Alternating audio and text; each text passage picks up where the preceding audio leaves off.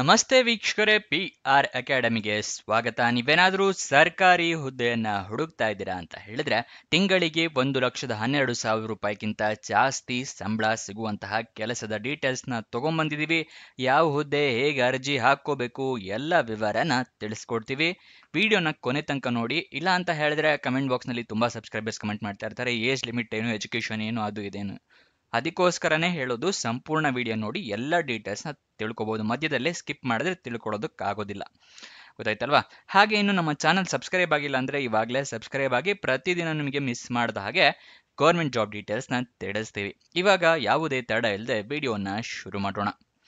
ಇಸ್ರೋ ಅಂದರೆ Indian space research ಆರ್ಗನೈಸೇಷನ್ನಲ್ಲಿ ಬರುವಂತಹ SAC ಅಂದರೆ ಸ್ಪೇಸ್ ಅಪ್ಲಿಕೇಶನ್ ಸೆಂಟರ್ನವರು ಹುದ್ದೆಗಳಿಗೆ ಅರ್ಜಿಯನ್ನು ಕರೆದಿರ್ತಾರೆ. ಜೂನಿಯರ್ ಟ್ರಾನ್ಸ್ಲೇಷನ್ ಆಫೀಸರ್ ಹುದ್ದೆ ಇದಾಗಿದೆ. 4 ಹುದ್ದೆ ಖಾಲಿ ಇದೆ. ಉದ್ಯೋಗ ಸ್ಥಳ ತಿರುವನಂತಪುರಂ ಕೇರಳ, ತಿರುನಲ್ವೇಲಿ ತಮಿಳುನಾಡು, ಬೆಂಗಳೂರು ಕರ್ನಾಟಕ. ಇಷ್ಟು ಪ್ರದೇಶಗಳಲ್ಲಿ ಖಾಲಿ ಇರುತ್ತೆ. ಸ್ಯಾಲ್ರಿ 35,400 ರೂಪಾಯಿಂದ ಹಿಡಿದು 1,12,400 ರೂಪಾಯಿ ತನಕ ತಿಂಗಳಿಗೆ ಸ್ಯಾಲ್ರಿ ಸಿಗುವಂತಹ ಜಾಬ್ ಇದಾಗಿದೆ. ಇದಕ್ಕೆ ಅರ್ಜಿ ಶುಲ್ಕ ಅಂದರೆ ಅಪ್ಲಿಕೇಶನ್ ಫೀಸ್ ಎಷ್ಟಿದೆ ಅಂತ ತಿಳ್ಕೊಳ್ಳೋದಾದ್ರೆ ಎಲ್ಲ ಕ್ಯಾಂಡಿಡೇಟ್ಸ್ಗಳಿಗೂ 750 ರೂಪಾಯಿಗಳಿರುತ್ತೆ. ಆದರೆ ಕೆಲವೊಂದು ಕೆಟಗರಿ ಅವರಿಗೆ ರಿಸರ್ವೇಷನ್ನ ಕೊಟ್ಟಿದ್ದಾರೆ. SC/ST ಕ್ಯಾಂಡಿಡೇಟ್ಸ್ಗಳಿಗೆ, ಆಮೇಲೆ PWBD ಅಂದರೆ person with bench mark disability ಅಂತ ಹೇಳ್ತೀವಿ, ಅಥವಾ ಅಂಗವಿಕಲ ಕ್ಯಾಂಡಿಡೇಟ್ಸ್ ಅಂತ ಏನು ಹೇಳ್ತೀವಲ್ಲ ಅಂಥವ್ರಿಗೆ, ಮತ್ತು ಎಕ್ಸ್ ಸರ್ವಿಸ್ ಮೆನ್ ಅಂತ ಹೇಳಿದ್ರೆ ಆರ್ಮಿ ರಿಟೈರ್ಡ್ಸ್ ಇರ್ತಾರಲ್ಲ ಅಂಥವರಿಗೆ, ಮತ್ತು ವುಮೆನ್ ಕ್ಯಾಂಡಿಡೇಟ್ಸ್ಗಳಿಗೆ, ಇಂತಿಷ್ಟು ಕ್ಯಾಂಡಿಡೇಟ್ಸ್ಗಳಿಗೆ ಅರ್ಜಿ ಶುಲ್ಕ ಇರೋದಿಲ್ಲ. ಉಚಿತವಾಗಿ ಇಂಥವರೆಲ್ಲ ಅರ್ಜಿಯನ್ನು ಹಾಕಬಹುದು. ಆದರೆ ನಿಮ್ಮ ಹತ್ರ ಸರ್ಟಿಫಿಕೇಟ್ಸ್ ಇರಬೇಕಾಗುತ್ತೆ. SC/ST ಕ್ಯಾಂಡಿಡೇಟ್ಸ್ ಆಗಿದ್ರೆ ಜಾತಿ ಪ್ರಮಾಣ ಪತ್ರ, PWBD ಕ್ಯಾಂಡಿಡೇಟ್ಸ್ ಆಗಿದ್ರೆ ಡಿಸೆಬಿಲಿಟಿ ಸರ್ಟಿಫಿಕೇಟ್ ಅಂದರೆ ಅಂಗವಿಕಲತೆಯನ್ನು ಪ್ರೂವ್ ಮಾಡುವಂತಹ ಪ್ರಮಾಣ ಪತ್ರ ಇರಬೇಕಾಗುತ್ತೆ. ES ಅಂದರೆ ಎಕ್ಸ್ ಸರ್ವಿಸ್ ಮೆನ್ ಆಗಿದ್ರೆ ಎಕ್ಸ್ ಸರ್ವಿಸ್ ಮೆನ್ ಸರ್ಟಿಫಿಕೇಟ್ ಇರಬೇಕಾಗತ್ತೆ. ನೀವು ಅರ್ಜಿ ಶುಲ್ಕವನ್ನು ಆನ್ಲೈನ್ ಮುಖಾಂತರ ಪೇ ಮಾಡಬೇಕಾಗುತ್ತೆ. ಸೆಲೆಕ್ಷನ್ ಪ್ರೋಸೆಸ್ ವಿವರನ ತಿಳ್ಕೊಳ್ಳೋದಾದ್ರೆ ಲಿಖಿತ ಪರೀಕ್ಷೆ ಅಂದರೆ ರಿಟರ್ನ್ ಟೆಸ್ಟ್ ಇರುತ್ತೆ. ಅದಾದ ನಂತರ ಸ್ಕಿಲ್ ಟೆಸ್ಟ್ ಇರುತ್ತೆ. ಅದಾದ ನಂತರ ನಿಮ್ಮ ಕೌಶಲ್ಯವನ್ನು ಟೆಸ್ಟ್ ಮಾಡಿ ಅದಾದ ನಂತರ ನಿಮ್ಮನ್ನು ಇಂಟರ್ವ್ಯೂಗೆ ಕರೀತಾರೆ. ಇದಿಷ್ಟು ಸೆಲೆಕ್ಷನ್ ಪ್ರೋಸೆಸ್ನ ವಿವರ.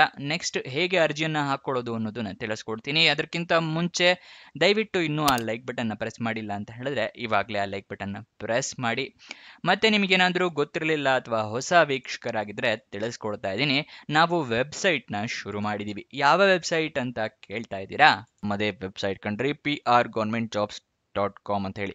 ಅಂದರೆ prgovtjobs.com ಅಂತ ಹೇಳಿ ನಿಮಗೆ ಹೊಸ ವೆಬ್ಸೈಟ್ನ ಕ್ರಿಯೇಟ್ ಮಾಡಿದ್ದೀವಿ.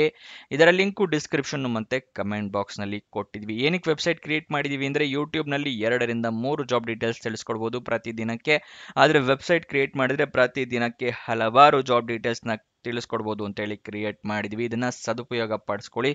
ಅದರ ಕಮೆಂಟ್ ಬಾಕ್ಸು ಅಥವಾ ಡಿಸ್ಕ್ರಿಪ್ಷನ್ ಇಂದ ಕ್ಲಿಕ್ ಮಾಡಿದ್ರೆ ಈ ರೀತಿ ಒಂದು ಪೇಜ್ ಓಪನ್ ಆಗುತ್ತೆ ನಮ್ಮ ವೆಬ್ಸೈಟ್ದು. ಇಲ್ಲಿ ಕರ್ನಾಟಕ ಗೌರ್ಮೆಂಟ್ ಜಾಬ್ಸು, ಇಲ್ಲಿ central government 10th pass 12th pass degree jobs, ಈ ಥರ ಹಲವಾರು ಕೆಟಗರಿಯ ಜಾಬ್ಸ್ ಇದೆ. ನಿಮ್ಮ ಎಜುಕೇಷನ್ ಕ್ವಾಲಿಫಿಕೇಷನ್ಗೆ ಯಾವ್ದು ಸೂಟ್ ಆಗುತ್ತೆ ನೋಡಿ ಅದನ್ನು ಕ್ಲಿಕ್ ಮಾಡ್ಕೊಳ್ಳಿ.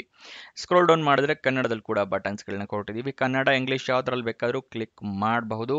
ಸ್ಕ್ರೋಲ್ ಡೌನ್ ಮಾಡಿದ್ರೆ ಇಲ್ಲಿ Karnataka government jobs, central government 10th pass ಜಾಬ್ಸ್ನ ಲಿಸ್ಟ್ಗಳನ್ನ ಕೊಟ್ಟಿದ್ದೀವಿ. ಇಲ್ಲಿ ಎಲ್ಲ ಲಿಸ್ಟ್ನ ನೋಡ್ಕೋಬೋದು. ಇಲ್ಲಿ ಸ್ಕ್ರೋಲ್ ಡೌನ್ ಮಾಡ್ಕೊಂಡು ನೋಡ್ಕೋಬಹುದು. ಮೊಬೈಲ್ನಲ್ಲಿ ಆಗಿದ್ರು ಅಷ್ಟೇ ಇದನ್ನು ಸ್ಕ್ರೋಲ್ ಡೌನ್ ಮಾಡಿದ್ರೆ ನಿಮಗೆ ಡೀಟೇಲ್ಸ್ ಸಿಗುತ್ತೆ. ಕೆಳಗಡೆ ಮೋರ್ ಜಾಬ್ಸ್ ಅಂತಿದೆಯಲ್ಲ ಇದನ್ನು ಕ್ಲಿಕ್ ಮಾಡಿದ್ರೆ ಇನ್ನೂ ಹಲವಾರು ಜಾಬ್ಸ್ ಓಪನ್ ಆಗುತ್ತೆ. ಕರ್ನಾಟಕ ಗೌರ್ಮೆಂಟಿಂದು, ಸೆಂಟ್ರಲ್ ಗೌರ್ಮೆಂಟ್ ಮತ್ತು 10th ಪಾಸ್ ಜಾಬ್ಸಿಂದು ಹಲವಾರು ಜಾಬ್ಸ್ ಡೀಟೇಲ್ಸ್ ಓಪನ್ ಆಗುತ್ತೆ. ಅದನ್ನು ಪಡ್ಕೊಳ್ಳಿ ಯಾವ ಜಾಬ್ ಡೀಟೇಲ್ಸ್ ಬೇಕು ಅಂತ. ಆದರೆ ನೀವು ಕೇಳ್ಬೋದು, ಈ ವೆಬ್ಸೈಟ್ನಲ್ಲಿ ಜಾಬ್ ಡೀಟೇಲ್ಸ್ ಅಪ್ಲೋಡ್ ಆಗಿದ ತಕ್ಷಣ ನಿಮಗೆ ಹೇಗೆ ಗೊತ್ತಾಗುತ್ತೆ ಅಂತ ಹೇಳಿದ್ರೆ, ನಾವು ನಿಮಗೆ ವಾಟ್ಸಪ್ ಮತ್ತು ಟೆಲಿಗ್ರಾಮ್ ಚಾನಲ್ನಿಂದ ಲಿಂಕ್ನ ಪ್ರೊವೈಡ್ ಮಾಡ್ತೀವಿ. ಸೊ ಅದನ್ನು ಫಾಲೋ ಮಾಡಿ. ಡಿಸ್ಕ್ರಿಪ್ಷನ್ನು ಮತ್ತು ಕಮೆಂಟ್ ಬಾಕ್ಸ್ನಲ್ಲಿ ಈ ಸೋಷಿಯಲ್ ಮೀಡಿಯಾ ಚಾನಲ್ಸ್ನ ಲಿಂಕ್ ಕೊಟ್ಟಿದ್ದೀನಿ ಡಿಸ್ಕ್ರಿಪ್ಷನ್ನಲ್ಲಿ. ಅಲ್ಲಿಂದ ಕ್ಲಿಕ್ ಮಾಡಿದ್ರೆ ನೀವು ಟೆಲಿಗ್ರಾಮ್ನ ಜಾಯ್ನ್ ಆಗ್ಬೋದು. ಅಲ್ಲಿಂದನೇ ಕ್ಲಿಕ್ ಮಾಡಿ ವಾಟ್ಸಪ್ ಚಾನಲ್ನ ಕೂಡ ಜಾಯ್ನ್ ಆಗ್ಬೋದು. ಪ್ರತಿದಿನ ಜಾಬ್ ಡೀಟೇಲ್ಸ್ ಅಪ್ಲೋಡ್ ಆಗಿದ ತಕ್ಷಣ ಈ ಜಾಬ್ ಡೀಟೇಲ್ಸ್ ಅಪ್ಲೋಡ್ ಆಗಿದೆ, ಇದರ ಲಿಂಕ್ ಅಂತ ಹೇಳಿ ನಿಮಗೆ ಪ್ರೊವೈಡ್ ಮಾಡ್ತೀವಿ. ಮತ್ತು ಕೊನೆ ದಿನಾಂಕ ಹತ್ತಿರ ಬರ್ತಿದ್ದಾಗೆ ಈ ಜಾಬ್ಸ್ ಕೊನೆಗೊಳ್ತಾ ಇದೆ ಅಂತ ಹೇಳಿ ಅದರ ಲಿಂಕ್ ಕೊಡ್ತೀವಿ. ನೀವು ಆದಷ್ಟು ಬೇಗ ಅರ್ಜಿಯನ್ನು ಹಾಕೊಳ್ಳೋಕ್ಕೆ ಹೆಲ್ಪ್ ಆಗುತ್ತೆ. ವಾಟ್ಸಪ್ ಮತ್ತು ಟೆಲಿಗ್ರಾಮ್ನ ಜಾಯ್ನ್ ಆಗೋದು ಮರಿಬೇಡಿ. ಇವಾಗ ಹೇಗೆ ಅರ್ಜಿಯನ್ನು ಹಾಕ್ಕೊಳ್ಳೋದು ಅನ್ನೋದರ ವಿವರ ತಿಳಿಸ್ಕೊಡ್ತೀನಿ. ನೀವು ಆನ್ಲೈನ್ ಮೂಲಕ ಅರ್ಜಿಯನ್ನ ಹಾಕೋಬೇಕಾಗತ್ತೆ. ಈ ಆನ್ಲೈನ್ ಮೂಲಕ ಅರ್ಜಿ ಹಾಕೊಳ್ಳೋಕ್ಕೂ ಮುಂಚೆ ನೀವು ಮಾಡಬೇಕಾಗಿರೋದು ನೋಟಿಫಿಕೇಶನ್ನ ಓದ್ಕೊಳ್ಳೋದು. ಏನಕ್ಕೆ ಅಂತ ಹೇಳಿದ್ರೆ ಏನೇನು ಎಲಿಜಿಬಿಲಿಟಿ ಕ್ರೈಟೀರಿಯಾ ಇದೆ ಅಂತ ತಿಳ್ಕೊಳ್ಳೋದಕ್ಕೆ. ಆ ಎಲಿಜಿಬಿಲಿಟಿ ಕ್ರೈಟೀರಿಯಾ ತಿಳ್ಕೊಂಡ ನಂತರನೇ ಅರ್ಜಿಯನ್ನ ಹಾಕಿ, ಇಲ್ಲ ಅಪ್ಲಿಕೇಶನ್ ರಿಜೆಕ್ಟ್ ಆಗುತ್ತೆ. ಗೊತ್ತಾಯ್ತಲ್ವಾ? ಈ ನೋಟಿಫಿಕೇಶನ್ ಡೌನ್ಲೋಡ್ ಮಾಡೋದು ಕೂಡ ಮುಂದೆ ತಿಳಿಸ್ಕೊಡ್ತೀನಿ. ನೆಕ್ಸ್ಟು, ನೀವು ಆನ್ಲೈನ್ ಅರ್ಜಿ ಹಾಕೊಳ್ಳೋಕ್ಕೂ ಮುಂಚೆ ಇಮೇಲ್ ಐ ಡಿ, ಮೊಬೈಲ್ ನಂಬರ್ನ ಕರೆಕ್ಟ್ ಆಗಿರುವಂತಹದ್ದು ಅಂದರೆ ರೆಡಿ ಮಾಡಿ ಇಟ್ಕೊಳ್ಳಿ, ವ್ಯಾಲಿಡ್ ಇರುವಂಥದ್ದು. ಯಾಕಂದರೆ ನಿಮ್ಗೆ ಏನಾದರೂ ಜಾಬ್ ಸಿಕ್ಕರೆ ಇಮೇಲ್ ಅಥವಾ SMS ಮುಖಾಂತರ ಅವರು ತಿಳಿಸ್ಕೊಡ್ತಾರೆ. ನೆಕ್ಸ್ಟ್, ಯಾವ್ಯಾವ ಡಾಕ್ಯುಮೆಂಟ್ಸ್ ಇಟ್ಕೋಬೇಕು ಅಂತ ಹೇಳ್ತಾ ಇದ್ದೀನಿ. ಮೊದಲನೆಯದಾಗಿ ನಿಮ್ಮ ಎಜುಕೇಷನಲ್ ಸರ್ಟಿಫಿಕೇಟ್ಸ್ ಅಂದರೆ ಮಾರ್ಕ್ಸ್ ಕಾರ್ಡು, ಸರ್ಟಿಫಿಕೇಟ್ಸ್ ಎಲ್ಲ ರೆಡಿ ಇಟ್ಕೊಳ್ಳಿ. ನಿಮ್ಮ ಪಾಸ್ಪೋರ್ಟ್ ಸೈಜ್ ಫೋಟೋ, ನಿಮ್ಮ ID ಪ್ರೂಫ್ ಅಂದರೆ ಆಧಾರ್ ಕಾರ್ಡ್, ವೋಟರ್ ID ಅಥವಾ ಪಾನ್ ಕಾರ್ಡ್. ನೆಕ್ಸ್ಟು, ನಿಮ್ಮ ಏಜ್ ಪ್ರೂಫಿಗೆ SLC ಮಾರ್ಕ್ಸ್ ಕಾರ್ಡ್ನ ಇಟ್ಕೊಳ್ಳಿ, ಅಥವಾ ನಿಮ್ಮ ಡೇಟ್ ಆಫ್ ಬರ್ತ್ ಸರ್ಟಿಫಿಕೇಟ್ ಇದ್ರೂ ಕೂಡ ಆಗುತ್ತೆ. SLC ಮಾರ್ಕ್ಸ್ ಕಾರ್ಡ್ ಇದ್ದರೆ ಒಳ್ಳೆಯದು. ನೆಕ್ಸ್ಟ್, ಆನ್ಲೈನ್ ಅಪ್ಲಿಕೇಶನ್ ಲಿಂಕ್ನ ಕೂಡ ಕೊಡ್ತೀನಿ. ಆನ್ಲೈನ್ ಅಪ್ಲಿಕೇಶನ್ನಲ್ಲಿ ಹಾಕೋಕ್ಕೂ ಮುಂಚೆ ಎಲ್ಲ ಡಾಕ್ಯುಮೆಂಟ್ಸ್ನ ಸ್ಕ್ಯಾನರ್ಡ್ ಕಾಪೀಸ್ ಇಟ್ಕೊಳ್ಳಿ, ಪ್ರಿಂಟ್ಔಟ್ ತೊಗೊಂಡ್ರೆ ಉಪಯೋಗ ಆಗಲ್ಲ. ನೀವು ಮೊಬೈಲ್ನಲ್ಲೇ ಅರ್ಜಿಯನ್ನು ಈಸಿಯಾಗಿ ಹಾಕೋಬಹುದು. ಆ ಥರ ಹಾಕ್ಕೊಳ್ಳೋದಾದರೆ ಎಲ್ಲ ಡಾಕ್ಯುಮೆಂಟ್ಸ್ದು ಮೊಬೈಲ್ನಲ್ಲೇ ಫೋಟೋ ತೊಗೊಂಡು ಇಟ್ಕೊಳ್ಳಿ. ಕ್ಲಿಯರಾಗಿ ಎಲ್ಲ ಡಾಕ್ಯುಮೆಂಟ್ಸು ಕಾಣಬೇಕು, ಆ ಥರ ಇಟ್ಕೊಂಡಿರಿ. ಗೊತ್ತಾಯ್ತಲ್ವಾ? ಇದಿಷ್ಟು ಆದಮೇಲೆ ಅಪ್ಲಿಕೇಶನ್ ಹಾಕಿ. ಅಪ್ಲಿಕೇಶನ್ ಸಬ್ಮಿಟ್ ಆದ ನಂತರ ನಿಮಗೇನಾದರೂ ಅಪ್ಲಿಕೇಶನ್ ನಂಬರ್ ಅಥವಾ ರೆಫರೆನ್ಸ್ ನಂಬರ್ ಈ ಥರ ಏನಾದರೂ ಬಂದರೆ ಅದನ್ನು ಕರೆಕ್ಟಾಗಿ ಬರೆದಿಟ್ಕೊಳ್ಳಿ.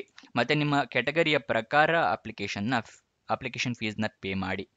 ಅಪ್ಲಿಕೇಶನ್ ಓಪನ್ ಆಗಿದ್ದು 23 ಸೆಪ್ಟೆಂಬರ್, ಕೊನೆಯ ದಿನಾಂಕ 13 ಅಕ್ಟೋಬರ್ 2025. ಅಷ್ಟರ ಒಳಗಡೆ ಅರ್ಜಿಯನ್ನು ಹಾಕಿ. ಕೊನೆಯ ದಿನಾಂಕ ಹತ್ತಿರ ಬರ್ತಿದ್ದಾಗೆ ಸರ್ವರ್ ಕ್ರ್ಯಾಶ್ ಆಗೋ ಸಾಧ್ಯತೆ ಜಾಸ್ತಿ ಇರುತ್ತೆ. ಅದಕ್ಕೆ ಆದಷ್ಟು ಬೇಗ ಅರ್ಜಿಯನ್ನು ಹಾಕ್ಕೊಳ್ಳಿ. ನೆಕ್ಸ್ಟ್, ಅಫಿಷಿಯಲ್ ನೋಟಿಫಿಕೇಶನ್ ಡೌನ್ಲೋಡ್ ಮಾಡೋದು ತಿಳಿಸ್ಕೊಡ್ತೀನಿ ಅಂತ ಹೇಳಿದೆ, ಅದನ್ನು ಹೇಳ್ತಾ ಇದ್ದೀನಿ. ಡಿಸ್ಕ್ರಿಪ್ಷನ್ನು ಮತ್ತು ಕಮೆಂಟ್ ಬಾಕ್ಸ್ನಲ್ಲಿ ಎರಡನೆಯ ಲಿಂಕ್ನ ಕ್ಲಿಕ್ ಮಾಡಿದಾಗ ಈ ಇಸ್ರೋ ಜಾಬ್ ಡೀಟೇಲ್ಸ್ ಓಪನ್ ಆಗುತ್ತೆ. ಅಲ್ಲಿಂದ ನೀವು ಫುಲ್ಲು ಸ್ಕ್ರೋಲ್ ಡೌನ್ ಮಾಡಿ ಕೆಳಗಡೆ ಬಂದರೆ ಅಫಿಷಿಯಲ್ ನೋಟಿಫಿಕೇಶನ್ ಅಂತ ಕಾಣುತ್ತೆ. ಅದರ ಪಕ್ಕದಲ್ಲೇ ಕ್ಲಿಕ್ ಹಿಯರ್ ಅಂತ ಇದೆಯಲ್ಲ, ಅದನ್ನು ಕ್ಲಿಕ್ ಮಾಡಿ ನಿಮಗೆ ನೋಟಿಫಿಕೇಶನ್ ಓಪನ್ ಆಗುತ್ತೆ. ಇಲ್ಲಿ ಎಲ್ಲ ಡೀಟೇಲ್ಸ್ನ ನೀವು ತಿಳ್ಕೊಬಹುದು. ಇಲ್ಲಿ ನೋಡಿ, ಇಲ್ಲಿ ಹಿಂದಿಯಲ್ಲಿ ಕೊಟ್ಟಿರ್ತಾರೆ, ಅದರ ಕೆಳಗಡೆನೆ ನಿಮಗೆ ಇಂಗ್ಲೀಷ್ನಲ್ಲೂ ಕೂಡ ಕೊಟ್ಟಿರ್ತಾರೆ. ಗೊತ್ತಾಯ್ತಲ್ವಾ? ಇದು ಎರಡರಲ್ಲೂ ನೀವು ಓದ್ಕೋಬಹುದು. ನೆಕ್ಸ್ಟ್, ಅಪ್ಲಿಕೇಶನ್ ಆನ್ಲೈನ್ ಅಂತ ಹೇಳಿದ್ನಲ್ಲ, ಅದರ ಲಿಂಕು ಇಲ್ಲಿ ಅಪ್ಲೈ ಆನ್ಲೈನ್ ಅಂತಿದೆಯಲ್ಲ, ಅದರ ಪಕ್ಕದಲ್ಲೇ ಇದೆಯಲ್ಲ, ಇದನ್ನು ಕ್ಲಿಕ್ ಮಾಡಿದ್ರೆ ನಿಮಗೆ ಅಪ್ಲಿಕೇಶನ್ನ ಲಿಂಕ್ ಓಪನ್ ಆಗುತ್ತೆ. ಅಲ್ಲಿಂದ ನೀವು ಅಪ್ಲೈ ಮಾಡ್ಕೋಬಹುದು. ಅಫಿಷಿಯಲ್ ವೆಬ್ಸೈಟ್ ಅಡ್ರೆಸ್ ಬೇಕು ಅಂತ ಹೇಳಿದ್ರೆ sac.gov.in ಇದು ಅಫಿಷಿಯಲ್ ವೆಬ್ಸೈಟ್ನ ಅಡ್ರೆಸ್ಸು. ಅಲ್ಲಿಂದ ಕೂಡ ನೀವು ಜಾಬ್ ಡೀಟೇಲ್ಸ್ನ ತಿಳ್ಕೊಬಹುದು. ಇವಾಗ ವಯೋಮಿತಿ ಮತ್ತು ಎಜುಕೇಷನ್ ಕ್ವಾಲಿಫಿಕೇಷನ್ ವಿವರಗಳನ್ನು ತಿಳ್ಕೊಳ್ಳೋಣ.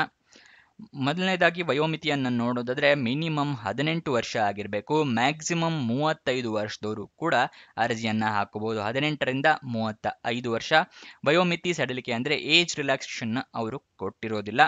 ಎಜುಕೇಷನ್ ಕ್ವಾಲಿಫಿಕೇಷನ್ನ ವಿವರ ತಿಳ್ಕೊಳ್ಳೋದಾದರೆ ಮಾಸ್ಟರ್ ಡಿಗ್ರಿಯನ್ನು ಕಂಪ್ಲೀಟ್ ಮಾಡಿರೋರು ಅರ್ಜಿಯನ್ನು ಹಾಕೋಬಹುದು.